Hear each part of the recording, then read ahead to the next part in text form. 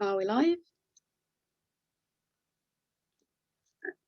Good evening, everyone, and thank you to everyone joining us for what will be an insightful webinar with David Makovsky and Dr. MELANIE GARSON, hosted by the Pinsker Center. My name is Sarah Kaczynski, and I'm currently a policy fellow at the Pinsker Center. For anyone new joining us this evening, the Pinsker Center is a think tank comprised of both students and young professionals, which hosts a variety of events on free speech, international politics, and current affairs, with an emphasis on the Middle East. The Pinsker Center aims to enrich and broaden the discussion around these important areas.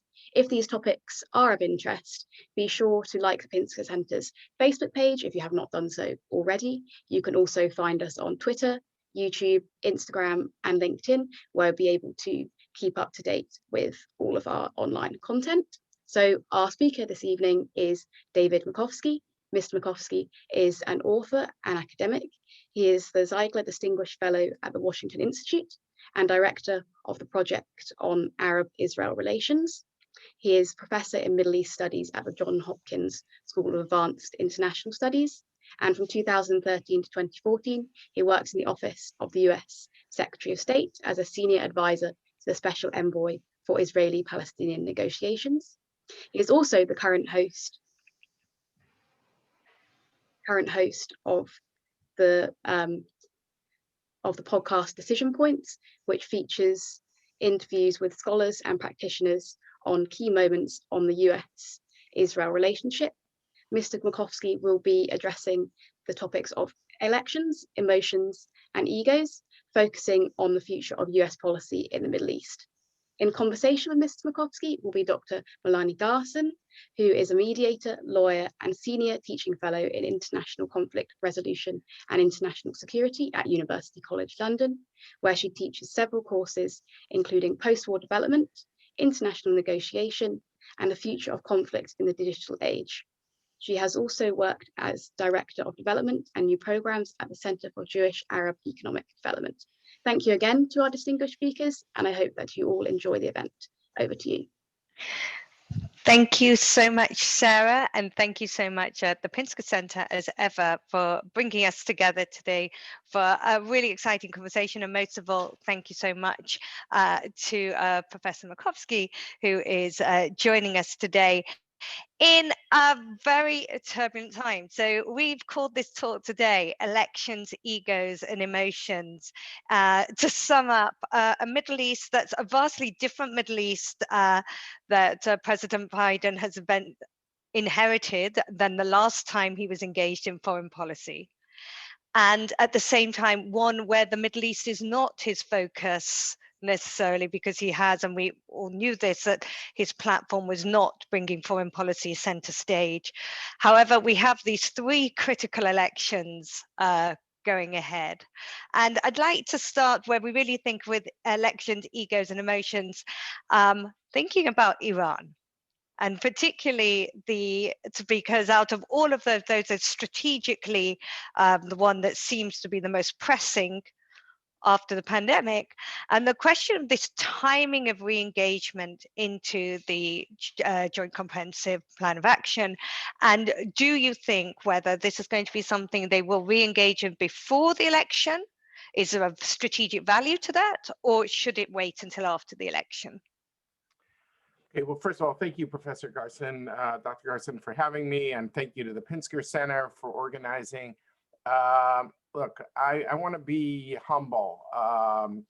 In terms of our understanding of Iranian politics, there's, I don't claim to be an expert, but there's clearly like a certain, I don't know, the word brinkmanship is the word, a test of wills that's going on in these early days. President Biden ran in his campaign saying, I do want to go back into the JCPOA, the Iran nuclear deal, but I'd like to lengthen it and strengthen it, and but he said, but they have to come into compliance. Now, what does that mean? The Iranians coming into compliance under the nuclear deal, they were only supposed to enrich like 300 kilograms of LEU, low enriched uranium. Now, why should people care who are watching this? Is that just a technicality? You know, to build a bomb, you need a missile, which they have, a detonator, which you'll never know if they have, and you need the nuclear fuel, and that's measurable. That's the uranium, and that's where it's focused. Now, they'll say, look, America, you left the deal, so we didn't feel bound by the deal, so we're up to 2,300 or 2,600, I think, you know, kilograms. So the Biden approach is, you know, you get back to your 300, and then, you know, we'll talk about reaffirming the deal. And the Iran is saying, no, you drop all your sanctions. Now, is this just a kind of a war of words that's happening now, and that they will find synchronized steps to get back? I think they will ultimately find synchronized steps. But right now, it's there's a little bit of an Alphonse Gaston kind of thing. You go first. And whether it happens before the Iranian elections or not, I don't know. There seems to be some signals from Iran to say, hey, you're better off doing it before the elections. But I don't claim to have enough of a knowledge. I know there's some hardline people running. So I don't know. I think the principle of Biden is the right principle, which is, you know, Iran, you've got to get back to the level of compliance of the deal, because you've got now 2 bombs worth. Tony Blinken, the Secretary of State, has said they're 3 to 4 months away from what we call breakout. Breakout, what it means is, for those of you people who don't follow all that, is just that there's reactor grade fuel, anything under 20%. And then, but most of the way to build the fuel is to get to 20% uranium. And they go from 20 to 90, to go from reactor grade to nuclear grade is not as big of a deal. So there's a belief that they could get up to reactor to weapons grade fuel fairly easily. And then they have, of course, there could be to weaponize and everything could take up to 2 years, but clearly they don't, you know, the administration does not want them enriching at these levels. So the administration's view is go back to where you promised, and then we could, you know, engage with you guys again. So I tend to think it's heading back to JCPOA, but right now there's a kind of you go first. But for right now, for Biden, it is a principle. And look, he's also got a very skeptical Congress here in Washington of Republicans who, when they hear the word JCPOA, Iran nuclear deal, is like such a red flag. And I think, you know, look, he attacked something at the Syrian Iraqi border of Iranian militias after an American contractor was killed in Erbil in northern Iraq.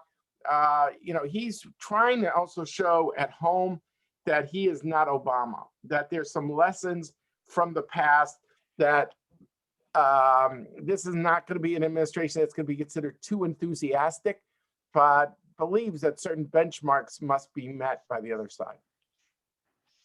So that is, and I think that's a really interesting springboarding point of thinking about the lessons that he is taking away going forward. And also a note to the audience, there will be time for questions. So if you want to pop those into the question and answer box, we will try and get to them at the end if anything that we're triggering in this conversation you want to know more about. But I want to get to this question of the lessons. So the lessons learned, or the lessons, both good and bad lessons learned from either his experience within the Obama administration, and also lessons from the Trump administration, both the good and in some ways are good to not throw the baby out with the bathwater. What do you think are the key lessons that will be driving his policy at the moment in the overall Middle East and narrower as we move towards thinking about the Israeli-Palestinian situation? Well, I think there's one thing on the Iran issue that we've heard from the administration. Actually, might sound a little counterintuitive because they're not always so appreciative of the last 4 years, but they felt that Trump did one thing that they think that they were surprised in a good way. And that is that their understanding of American sanctions. That some people said, look, if America pulls out of the deal, you know, we're only one of, 6 called the P5+1, Permanent 5-Member Security Council, which includes Britain, of course, +1 Germany. So people say, so if we pull out, we're 1 out of 6, so we have no impact. But what we learned through the Trump years was that the European banks, they don't want to run afoul of the U.S. Treasury. And if they have to decide, do you do more business in America or more business in Iran? Europe does more business by America by a mile. So they learned that it's a little bit disproportionate in a way that the US has a lot of leverage with Iran, that it's not that we have to bring everyone else out to exert leverage, but it's enough to have one country, if you're the United States. So the US would retain leverage. Of course, to gin up new sanctions is going to take time, but I think the threat of this is something the European bankers are they're a cautious group, and I think that gives the US more leverage. The feeling with Iran is you need leverage. And that's where it's a little bit harder on the Israel side, because the Israeli side is saying, hey, they want you to reaffirm the Iranians 1.0 of the JCPOA, not to improve the JCPOA, because Iran will see an improvement as, for them, not an improvement, but the opposite. So if you're going to spend all your capital on just reaffirming what was done in 2015, frankly, you're going to squander your leverage. So the administration wants to demonstrate also that it's keeping sanctions in certain areas. Certainly, there's always the human rights sanctions and the ballistic missile sanctions.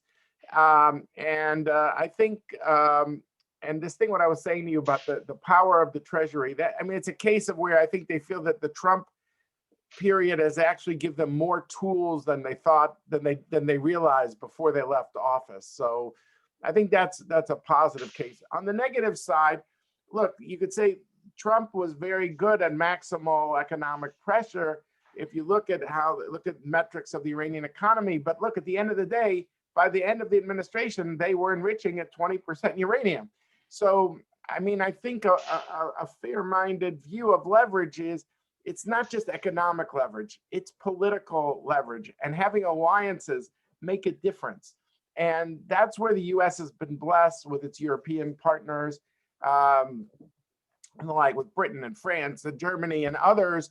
And, Iran doesn't have that, and Russia doesn't have that, and China doesn't have that in the same way. So you need maximal economic influence, but you need maximal political influence. You need both. One is necessary, but you need two to be sufficient, economics and politics. And I think we saw a lesson of this with the snapback vote at the UN Security Council in the fall, where the Trump administration only had 3 out of 15, as the others said, hey, if you pull out of the deal, you're not in the position to impose new sanctions. So you need both. You need economic influence and you need political influence. And I think Biden will come with that, I'm hoping, in this regard. So I think we've learned both the positive and the negative from the Trump administration in regards to this one issue. So sort of expanding just to that other side of the equation, thinking very much about egos and emotions and also lessons, and one of the sticky areas for Biden engagement, let's think about Saudi, because this is part of that equation about leverage or balancing against Iran. So, and that's a very complex, to say, egos from both sides and a lot of emotions in Congress, in the White House and beyond to balance. What do you think is the likely approach, or what do you think should be the recommended approach for the administration now approaching Saudi with this larger perspective? Look, it's clear on the Khashoggi issue, this horrific killing, which really, shocked all people just by how gruesome it was, is that, foreign policy is always a function of two big ideas, I think, of values and interests. And certainly for Americans, the public, the people focus more on values and the government sometimes focus more on interest. And again, it's a case of where you need both. Not one, each one is necessary, and only two together are sufficient. So I think sometimes you have to find the right balance. And I think in the case of the Khashoggi affair, as horrific as it was, the U.S. felt, we have to register our moral revulsion at the attack. At the same time, the interests indicate to say, hey, we want to contain Iran too. We're not going to rupture relations with the Saudis over this issue. So what's the right balance between kind of registering, your displeasure, that's not even a strong enough word, like revulsion at the attack, and at the same time finding a way to say, hey, we need to work with the Saudis, the Gulf states, the Israelis in containing Iran's footprint in the Middle East. And I think the Biden administration is striking, in the early days, it's only early days, I think it's striking a good balance. Now the optics are different. I guess the topic of the talk, you'd say, look, Trump's first trip was to the middle, was to Saudi, where they gathered like 51 Muslim states to greet him. And so you can see that was a kind of a statement that was your first foreign trip. But I think that the optics is that, MBS, the Mohammed bin Salman, the Crown Prince, and Jared Kushner were kind of what's up buddies. And I think the optic, the vibe is going to be different this time, a little more standoffish. It comes at a time, frankly, that the U.S. and, with all the alternative energy, there's a changing energy dynamic. There's a reason why the Middle East is not, as you point out, is not a first tier issue the way it has always been. Now, I always think the Middle East has this view, which is, if you don't come visit me, I'll come visit you. Like you can't ignore developments in the Middle East. And every administration comes in and tells the last administration, I'm not going to be so obsessed about the Middle East as you are. This administration really thinks the energy dynamics allow them, more space. And of course, the COVID and the economic aftermath demand that to downplay foreign policy. So we'll have to see. But by the way, I think the energy dynamics are one of the reasons for the Abraham Accords. And I believe that the geopolitics is of the U.S. being more retrenched, maybe not isolationist, but drawing down troops from the Middle East, and a belief that in the Middle East, whenever there's a vacuum, people try to fill it. And I think the fact that the Gulf states see Israel, I was in Abu Dhabi and I was struck by these Emirati officials telling me, David, look, we don't know what Trump's going to do. We don't know what America's going to do in the Middle East, and they're going to pull back or not pull back. We know there's one country in the Middle East that can't afford to leave, and because they live there, and that's the Israelis. So we have to draw closer. And, they want to diversify their own economy into the digital age for the post-oil era. So it's fascinating, all the permutations of how these energy dynamics could lead the U.S. to focus less on the Middle East, but in that void, in that vacuum, because nature abhors a vacuum, I think it's going to bring the Arabs and Israelis closer. I want to be clear that I'm not saying the U.S. has left the Middle East at all. That's why I use the word retrench rather than isolation. But I do think that it's fascinating, all the ripples, first tier, second tier, and of course some we can't even envisage. But it's really fascinating. So linking into those ripples and whether that has pressured that ripple, we're seeing, whilst in some ways Israeli elections are old news. We have more Israeli elections now than some people, will certainly go out for dinner at the moment. But it's like, certainly in the UK. I think it was a democracy, but 4 elections is a bit ridiculous. It's at the extreme level. But what we have seen is, for the first time in 16 years, we're going to see the Palestinians coming to the polls, which is, and do you see this as a direct ripple effect of the Abraham Accords, or do you see it as being driven by something else? I personally see it as driven by something else. I think from the beginning, you had Abbas wanting to hook Biden. He's clearly been hurt by the fact that people say, hey, you're now in like the 15th year of a 5-year term, and this can't go on like this. But I think there's also a legacy issue with him. He turns 86 this month in March. And I tend to think that he doesn't want on his political tombstone is, under his tenure, the West Bank and Gaza were split. Sorry about that. So I tend to think that what's happened is that there's a legacy piece to this for him. And he'd like to be able to bring his public together if possible, but there's a lot of complications. And Hamas, I think, uses these elections as really a stepping stone to wanting to take over the PLO. And I think if you're concerned about a two-state solution, I don't think that's a good development.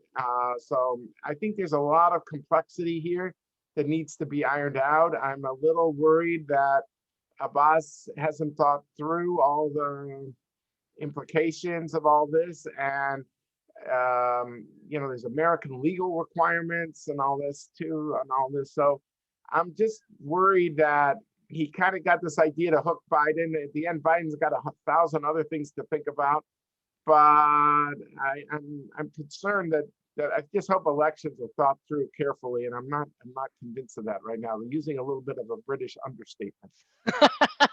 Well, there has been a lot of challenge to the process of the elections, the fact that it is, the new PR system, but it's still an election that's in effect empowering the older generations whilst bringing sort of stopping new blood coming in, particularly as this sort of $20,000 bar to be able to even participate. But I noticed in some of your work, you've brought up an old name as potentially, and it's sort of come back into the news, Salman Fayyad as a potential who's re-engaging. And I'd be really interested into your thoughts as, is this the sort of great new hope of potential for the Palestinian people? I should disclose that he and I have gotten fairly close, and the fact that he's been at Princeton, and we very much kept in touch, and now he's running in the race. It looks like, I don't know, he's gonna do it from Princeton, but he's gonna go back. He's a real talent in my view. Salam is this, once in a generational figure, I would even say, that he's just a big picture thinker he's tried to attack all the vulnerabilities that Palestinians have had by focusing on things like governance, transparency, and the like. And he's someone who's got really international name recognition from his time at the World Bank. I mean, it's now sometimes called Fayyadism, which is this belief in nation building. He told me once a story, which really, I used to always visit him in Ramallah when he was prime minister. And he would always say to me the story of, he said, "David, I'm the only Palestinian who reads Zionist history at night." And I'd say, "What did you learn from the Zionists?" He'd say, "Look, I learned that between 1917, the year of the Balfour Declaration with Britain, to the 1947, the partition, that 30-year period, and then the state being declared in May of 48, he said that the Zionists were very focused on institution building."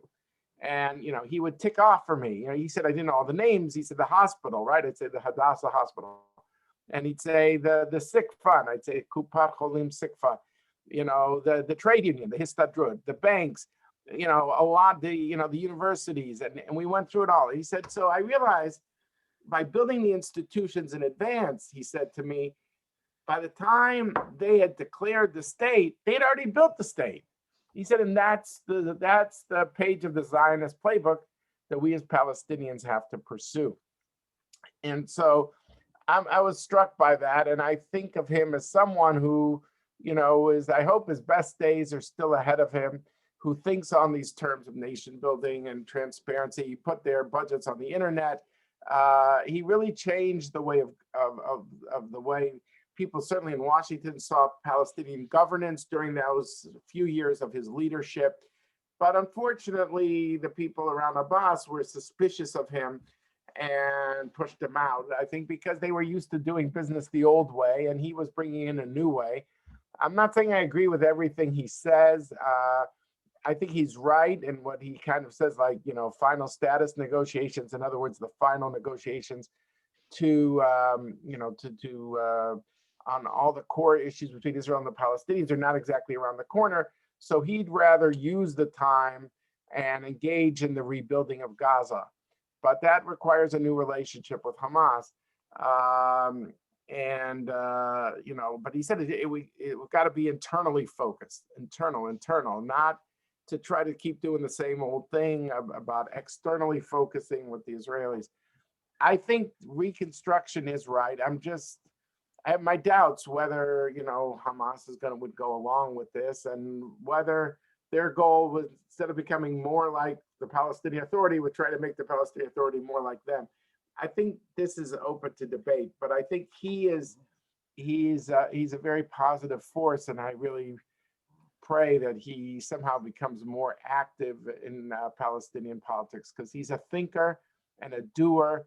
And during his time, I could tell you, the number of roads and clinics and hospitals and schools, and just a very kind of services oriented approach in building this new state that he had. And I think this kind of very practical gradualism is and a real institution builder. I think it's something the Palestinians need. Without a doubt. And staying on that subject of thinking of what the Palestinian needs and how to achieve it. So famously, President Trump, or former President Trump, had taken away the funding from UNRWA, which was vastly controversial. Having said that, there is still a humanitarian dilemma for the Palestinian people. And there's the leaked report that came out sort of yesterday about what is the secret Biden plan. But from your point of view, there are fundamental flaws with the UNRWA model and what it represents, and in a way, is it an obstacle to actually development of the Palestinian people? From your perspective, what sort of model would you advocate for President Biden to effectively provide humanitarian development towards for the Palestinian people? See, I think it should go normally through PA institutions. In other words, you would have PA schools, not UNRWA schools, and you would have a humanitarian relief through their welfare ministry and stuff like that. I think that the sad part about UNRWA is it's an agency that seems less focused on solving Palestinian refugeehood than it is on perpetuating it. And I think it's a shame. I mean, here's something where the Trump administration, you could agree with Trump on 100 things or not, and I had my disagreements, but I do think there's certain cards that he left that we should leverage them in the direction of reform. Again, not at the expense of real people. And I know there are people hurting because of COVID, of course, but we should somehow try to get the agency to be a purely humanitarian one, and not being seen as keeping dead people on the rolls of refugees, been dead for decades. And this is not the way the UN, High Commissioner on Refugees works.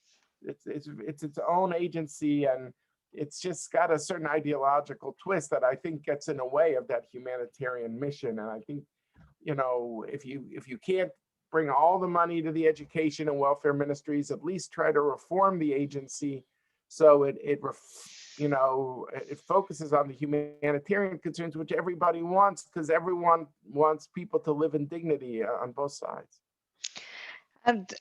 Indeed, and I sort of want to stay a little bit so we've talked about the question of improving Palestinian governments to sort of leverage their position a little bit more at the negotiating table. Ultimately, sort of having these commitments will give them a stronger position.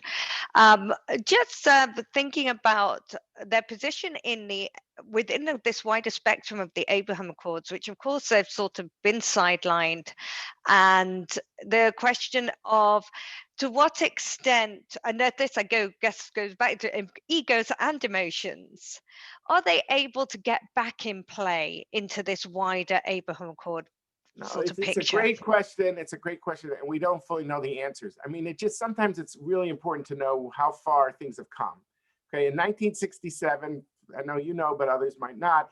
Let's say you had what we call the 3 no's of Khartoum. No recognition of Israel, no negotiation with Israel, no peace with Israel. And now Khartoum itself signed a normalization agreement with Israel, it looks like, in the last few months. And here on one Zoom call, all the Arabs said we're not going forward with the Palestinian rejection of the Emirati normalization, because every state is sovereign. Now compare that to, Khartoum 67. In 1977, you had Sadat making his historic trip, 79, the treaty, and the Arab League moved its seat out of Cairo for 10 years to protest this. And so in 70, 67, 77, 79 was all anti. And now this trend has happened. And now not a single state backed the Palestinian effort to overturn the Abraham Accord. So we've kind of gone from Khartoum to Zoom, it was all these things on a Zoom call. And look, wisely, I think with Biden's election, Abbas has kind of toned it down. It's like, okay, I'm not going to change the contours of this. I'm going to restore my ambassadors to the Emirates, to Bahrain, and these places. On the Moroccan deal, he didn't come out against it at all. He's lowered the flame, so to speak. But what's happened, it gets to your theme of like leaders and egos and emotions, is that, there is still a human element to this, which is that, you want to come to the Emirates, I say don't curse the Emirates, coax the Emirates, because ultimately what we saw with Egypt, Jordan, are two countries that made peace with Israel. After they made peace with Israel, they wanted to expand the circle because they didn't want to be alone. And so I think that there's so much the Emirates could do to support this. I mean, I think, MBZ's father gave a neighborhood in Gaza. This guy could give like 2 cities in the West Bank.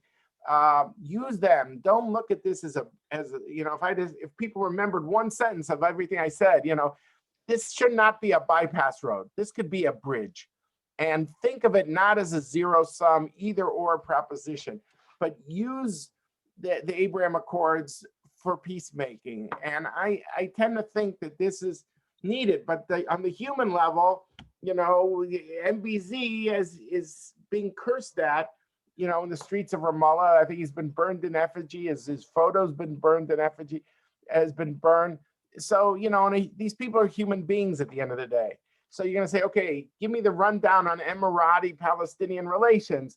I think they need to improve it. But when I talk to the Emiratis, I kind of get it's true, we're angry at them and the way they reacted to what we did. And after all, we stopped the annexation debate in Israel, which the Emirates did. And this is the thanks we get. But I said, but if the U.S. asked you, or the Quartet, or the UN, or some forum asked you to contribute, he goes, of course we would give. So I hope it's not, all the bridges are burnt here. But I think it makes it harder when the Emirati-Palestinian relationship is so poor. By the way, it didn't start with the Abraham Accords. There's a history here. Mohammed Dahlan, who's based in Abu Dhabi and is very close to the Crown Prince, to his brother, the National Security Advisor, and the third brother, the foreign minister, Abdullah bin Zayed. So there's a history, and Abbas is convinced, because unfortunately Palestinian politics is not alone in this regard, what we call the mu'amara in Arabic, the conspiracy theory that, this was all a trick of the Emirates to get peace with Israel, to crown Mohammed Dahlan as the successor to Abbas. Now, I don't believe this at all, but sometimes these kind of conspiracy theories take on a life of their own, and it makes it harder to repair the very fractured relationships that I think are existing now, that are very much in need of repair. And thinking about a fractured relationship, and also an emotion and an ego, sort of an emotional ego that seems to be stamping its feet at the moment. And you just touched about Jordan, one that we sort of less to talk about, but has sort of blown up in the last sort of couple of weeks as sort of almost losing its place. So from that point of wanting to seek support and allies, now feeling a little bit marginalized, and with having to deal with the pressure also from its northern border from Syria, sort of what would be your recommendation to sort of making Jordan feel a little bit more empowered at the moment? No, I think it's a great question. I mean, what was Charles Dickens? These are the best of times, these are the worst of times. The Israeli-Jordanian relationship would kind of be Dickensian in a certain way. The security relationship is outstanding. I can tell you, I was it visited both places and in Egypt too, right before COVID, and both of them could not speak in more glowing superlatives of the Israeli security establishment, of the cooperation against ISIS. In the case of Egypt, it's the ISIS also in the Sinai. With Jordan, it's the ISIS in in Syria and Iraq, and other ways of security cooperation. So, I mean, I think, no one, Ben Gurion would never have dreamt that things would have been so great, even though Israel and Jordan, there's a whole history there and there's some covert personal relations, but it's been institutionalized, is my point, on the security level, and it's fantastic. So those are the best of times.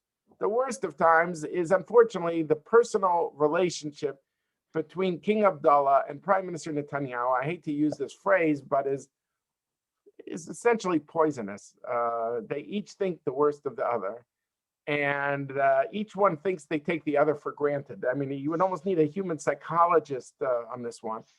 The Jordanians think they're taken for granted because of your question, Dr. Garson, of the, oh yeah, we were the old normalizers, so we don't count, and now you got these rich Gulf Emiratis that everyone loves to court, so no one's going to remember us. I think it goes beyond that because of you've got a Palestinian, half of the Jordanian Palestinian half of the Jordanian population as Jordanian Palestinian origins, but and their view is, look, Israel, you're a $400 billion economy. We want economic exports to the West Bank and certain things. You could help us here. It would be nothing for you. You could help us. So there's a whole set of grievances. Also, the guy who was the envoy to smooth over things, he retired. The guy who replaced him didn't have the same standing with the prime minister. So they'd say, hey, we got to deal with so-and-so, and then it was unraveled. This happened a few times. So that's, there's a whole Jordanian set of grievances. Then you got the Israeli set of grievances that goes back to what we were just saying about being taken for granted. The Israelis feel that no one levels with the Jordanian public. No one tells them the truth of how much Jordan and the Israeli security are connected. Israel doesn't want to out them, so to speak, in a way that would embarrass them to their own publics. But that is, there's so much Jordanian dependency on Israeli security in many ways, but the public doesn't hear that. They don't know about the water that Israel supplies them, or the gas that Israel sells them, although there's a question on the pricing. There's a lot of different things that kind of have brought the two countries closer than ever, which is all really good. But when the Israeli critique says, look, Abdullah, you're afraid of your Palestinian constituencies, but just tell them the truth of how close we really are. But you don't do that, and you kind of go with the street. And the Jordanians feel that's a bad rap. They don't go with the street, but there's certain sensitivities when you're in a monarchy with the composition of the state the way it is. So you put your finger on something important, which is don't neglect your old friends as when you get new friends. Now, how to do that?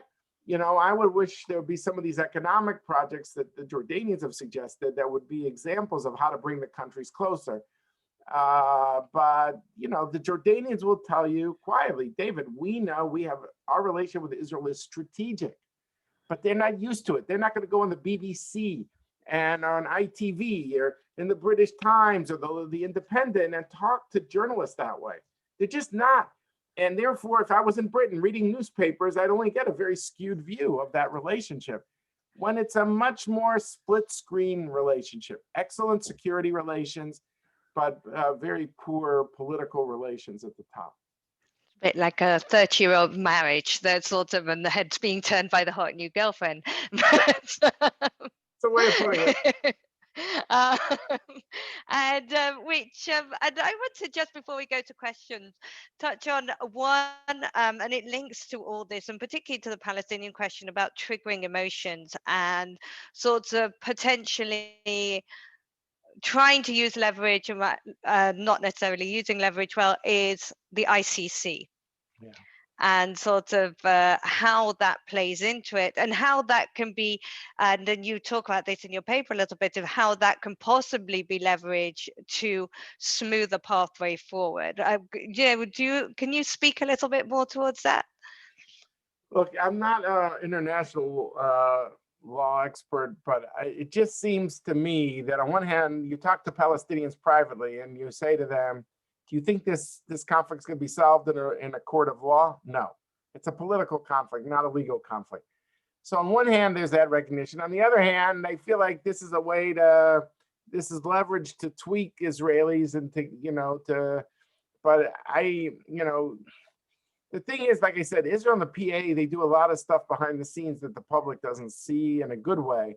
There were many times that Israel, like I said, the security relationships are outstanding, but the public doesn't see that. And it just, to me, the ICC is like, it's a real poke in the eye, because what are you going to tell an Israeli now? He can't land in Europe because of an ICC investigation.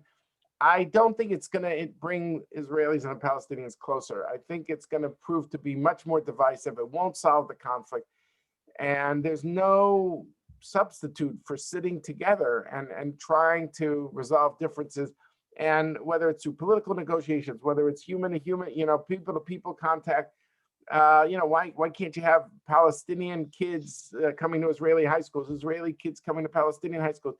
Because Palestinians think that's normalization, that's putting the cart before the horse. But I think if you don't have people to people, who are talking about a future of mutual dignity, it's very hard to reach these political agreements. You need a backdrop of public support, and the publics are so tired and skeptical and even outright cynical that I think that it's and plus the Venn diagram of these two leaders, Netanyahu and Abbas, they do not overlap. I saw it by being in the U.S. government when I worked for the Secretary of State. So I don't know. I think that the approach is not mutual demonization like with this ICC thing, but it's more people to people. It's getting more people in a room together and trying to bridge the human divide, and hopefully that will translate it. Because right now, if you look at the polling data, each side, it used to be the first question is, do you want a two-state solution? And they said yes. And the second question was, but does the other side want it? And they say no. So therefore, what will happen? No, it won't, never. Now we don't even have 50% in either camp to say this is their preference, let alone this is what they think the outcome will be.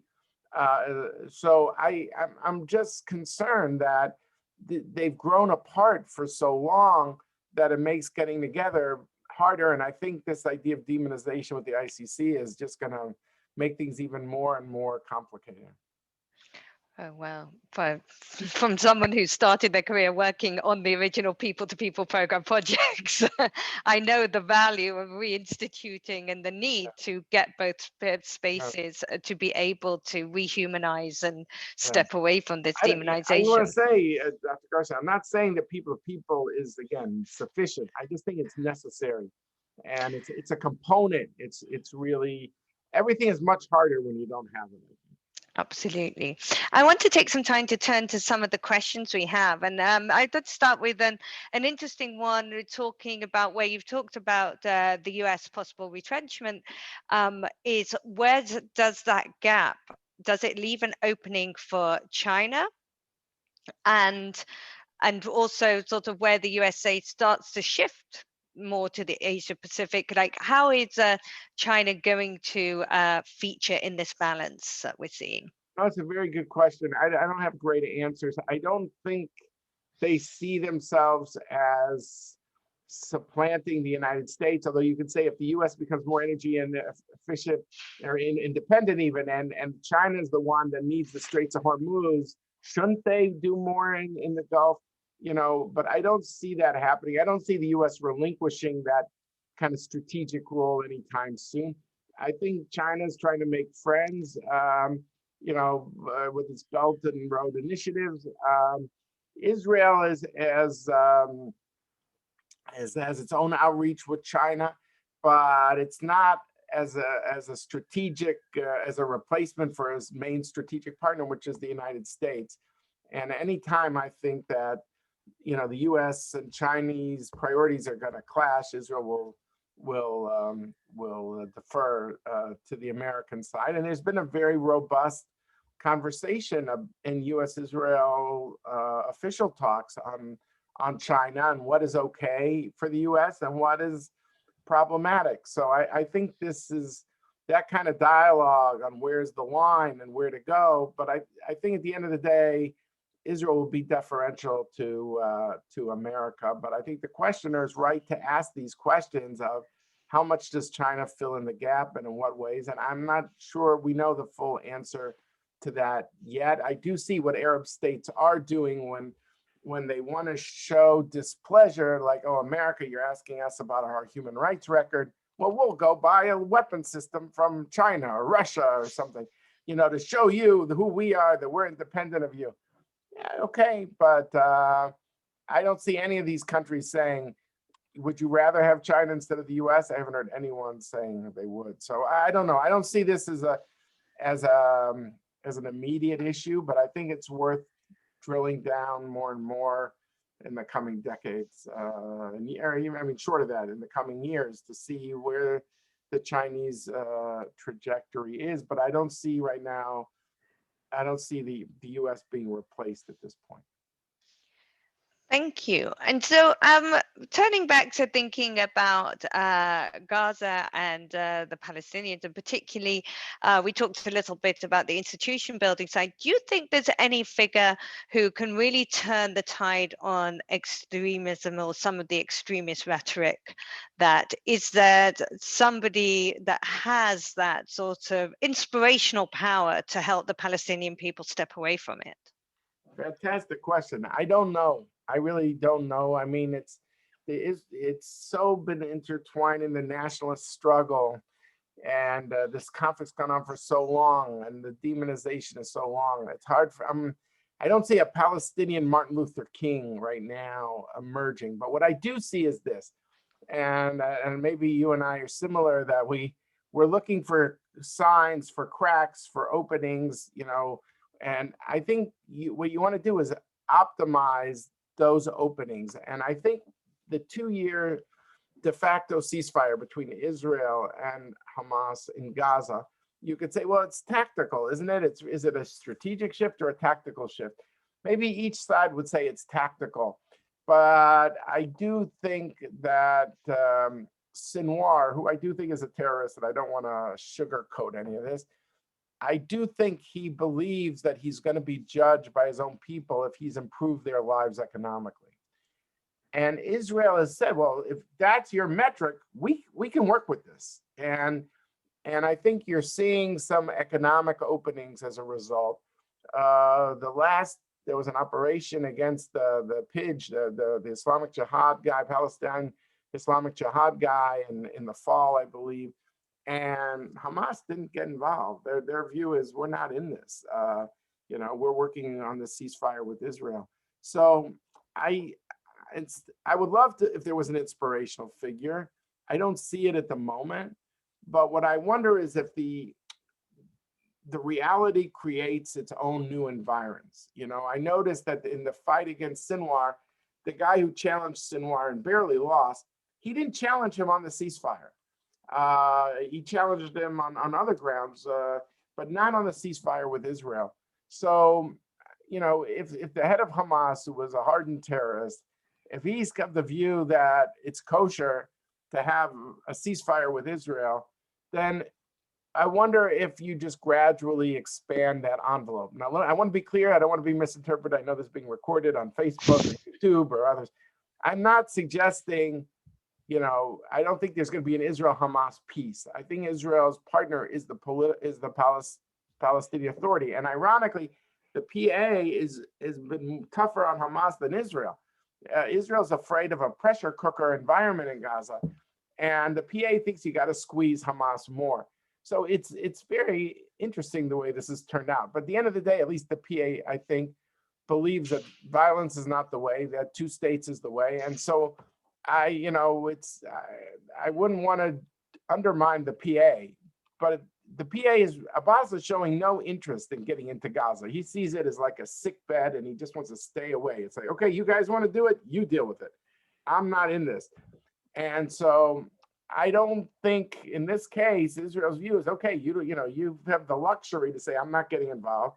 The Egyptians are great partners in terms of the ceasefire, but they're not going to take over Gaza. Israel doesn't want to go back into Gaza.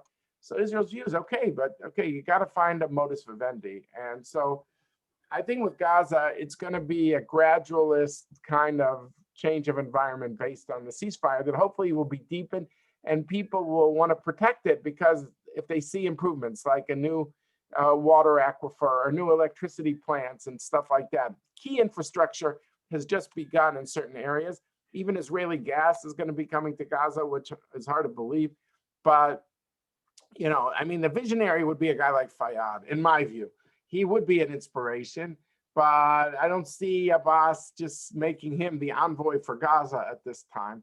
But, I think in general, if you didn't have an inspirational figure like that, then it just should be the reality, conditions, the societal landscape, and then the public feels they have something to lose by resorting to violence, and then they pull back. So it's not like, the headline of the Guardian newspaper or something like that, no ceremonies of a ceasefire, but it's just the reality of it for 2 years that hopefully you build upon.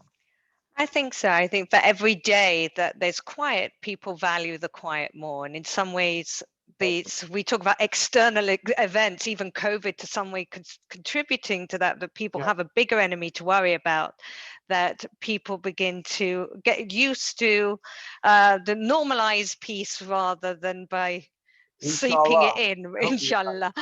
And so I think we have time for one more question. It kind of links into what I was the last question, which was I wanted to ask as my last question, which is the question of the role of the US as a broker of peace. And I know that you've mentioned in your paper the extent that the US should appoint a new envoy, a new coordinator.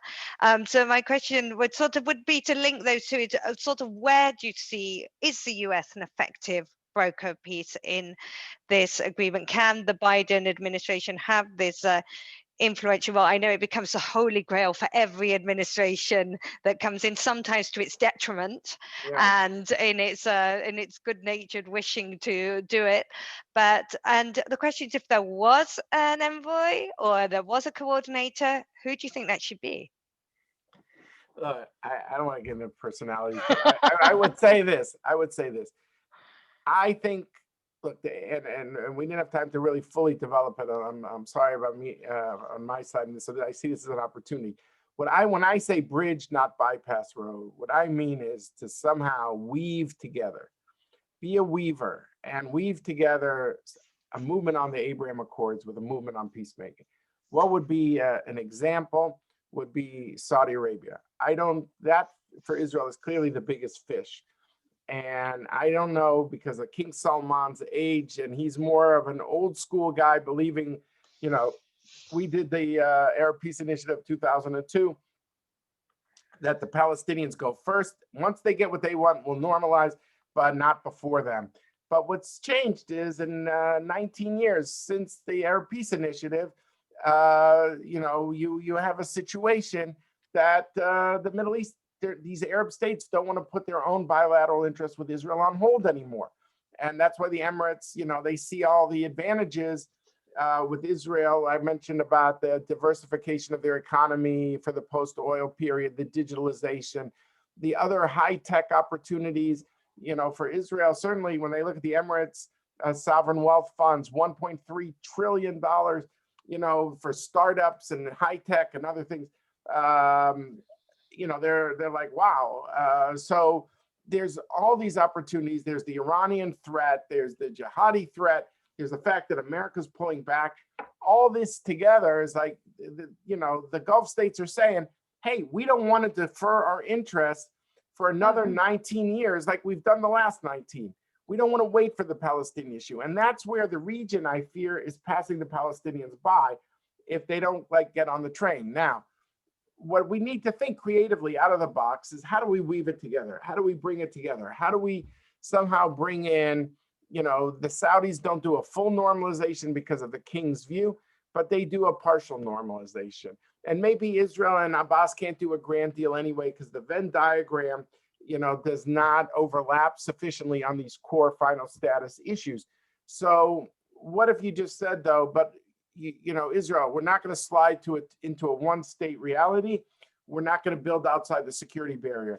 85% of the Israelis over the green line, over the 67 line, live in 8% of the land largely adjacent to that security barrier. So what if you weave it together and you say, here, Saudi, you do a partial deal with Israel. It might not be a full deal because you're waiting on the Palestinian piece. And but in return, Israel, you limit yourself to 15% of the settlers that are over the security barrier. The rest of the 92% of the West Bank want to make sure that option for two states, that at least that there's an option going forward that could be used. Maybe you can't solve the thing today, but don't shut the door today so you can't solve it tomorrow. So I think that to me is my idea of a coordinator, is someone who weaves the strands of the Abraham Accords with the Palestinian issue, just as the way the Emiratis used it to stop annexation. So I think that this is something to think about.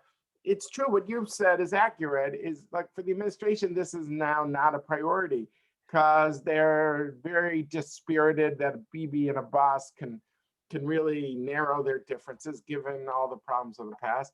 So their view is, let's just kind of low profile it for a while, do the minimum, restore U.S. Palestinian relations, but not to do anything that would be more ambitious. So I see this, if this was an American sport, I know that doesn't travel well in England, is not trying to hit the home run, but trying to hit the single. I wish I knew rugby better. I could give a better answer. But maybe it's not to run the marathon, but it's to run the 5K race. But at least get the publics engaged, let them see something is moving, because I feel the younger people are not going to believe a word of what these politicians say. They'll only believe what they see with their eyes. So I think there has to be something on the ground that demonstrates that two states is still a possibility. And you want a solution that gives dignity to both sides. I think this is not impossible. And I think if we try to weave things together, just as when the Israelis said, by the way, there was a support for annexation in Israel last summer. But as soon as the Emirati thing happened, the Israelis said, wow, this is the second richest Arab country in the Middle East. They're like us. They want to modernize. They're skeptical of Iran and jihadis. They're just, our GDPs are similar. Let's go for it. Suddenly, 80 to 20%, 80% is, you can't get 80% of Israelis to agree it's dark or light outside, but they agreed on this. Why? Because there was something concrete, something tangible that they saw there were clear gains. And I think that's model has to be replicated here. And I would hope a U.S. coordinator, whoever it would be, would do that as well. And I hope the administration comes around, but they're not there yet. So there's somebody that can bring action to remind people of a dignity within a solution. That's and to be able to step back enough from negotiation terms and just be able to stand on the mountain and look at it all and be able to weave it all together for a future. I hope we get there, and I hope that the egos and the elections and the emotions certainly don't get in the way over the next few years. We could carry on this conversation for hours. I know you're busy. We are grateful for your time. It's really been a true pleasure and an honor to engage with your work. For people who have not read actually the position paper that you wrote on transition, which sort of goes into some of these a little bit more, I would really recommend we go to, it's on, I think, the Washington Institute on the website, if I'm correct. You get it on www.washingtoninstitute.org. If I could also just throw in a plug again, I know you did at the beginning for the podcast, Decision Points. I hope people will try it out. The idea is to make some of the history come alive. And I find that doing these podcasts, I mean, we just started. We have 2 seasons, and we're going to come out with a 3rd in the coming months. And We've got almost about 40,000 downloads, and we want to build on it. So people who care about Israel, about Arab-Israeli relations, U.S. Israel relations, the idea is to get people who are in the room and have written or wrote about, these very dramatic moments. So I hope it'll make history come alive. In the third season, which I haven't announced yet, but I'll give you guys something tantalizing I haven't said. This year this season's gonna look more at dilemmas, trade-offs, like by dealing with very thorny issues, including dealing with Hamas and stuff like that. So I mean, I'm really excited about it. It's a lot of fun. Just like it was fun writing this book with Dennis Ross, Be Strong and of Good Courage, 4 Israeli leaders who made historic decisions and their human journey on the road to really extraordinary decisions. So it's been wonderful getting to deal with this and at different angles beyond just the day-to-day issues. Well, it is incredible. I've taken a look at it, and it is a great book. And certainly, those of you out there on my negotiation course, watch out for that Decision Points podcast. It's probably going to help you on your papers. So, thank you very much again. Wishing you a wonderful afternoon and evening. Again, thank you to the Pinsker Center, and thank you to everyone who joined us, both here on Zoom and on Facebook. And we look forward to being part of another exciting conversation in the near future. Take care, everyone. Stay well, and good night. Thank you very much, Dr. Garson. Good health, good spirits. And to you. Thank you, Melanie. That was great. My pleasure. Anytime. It was fabulous. I really enjoyed it. You brought up some really interesting points. It was super interesting. And yeah, I mean, we'll be posting it live on Facebook. Live on YouTube. So I'll send you the link. And yeah. Thank you. Take care, everyone. Keep smiling. See you soon. See you soon, Melanie. Thank you. Bye-bye.